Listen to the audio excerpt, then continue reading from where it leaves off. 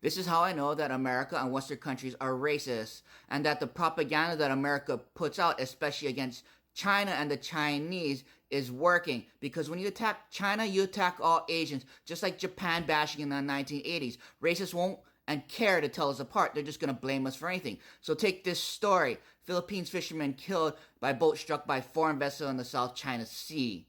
Here's a QR code to the archive of that story. And when you do a word search using China, you find out that they're blaming China basically in this whole story while mentioning the South China Seas. Because after all, American propaganda has to say China bad, just like it has to say Palestinians bad. And in the first revision to this article, notice that nothing says Korean. When it's posted to white supremacist white country substitute Reddit, they're quick to blame China.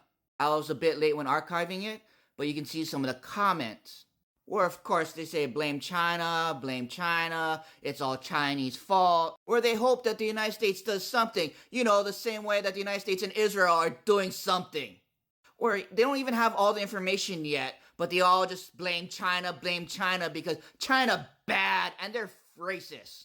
But a CNN update later, here's a QR code, now mentions that it's from Korea. And doing a bit of research, it was the Pacific Anna.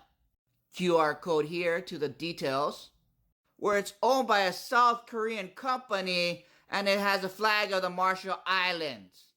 What does Reddit do after it finds out this information? Not appropriate subreddit. Over 18,000 upvotes. And here's a QR code to the updated Reddit post because they also removed comments that called out people that showed that it was actually a Korean vessel. This just goes to show you how brainwashed and racist people are, that a little bit of propaganda with not enough details gets them immediately to jump to conclusions that China's bad. Even though the post has been removed, damage done, because they immediately thought China bad, and even if China did not do it, China's still evil in their eyes.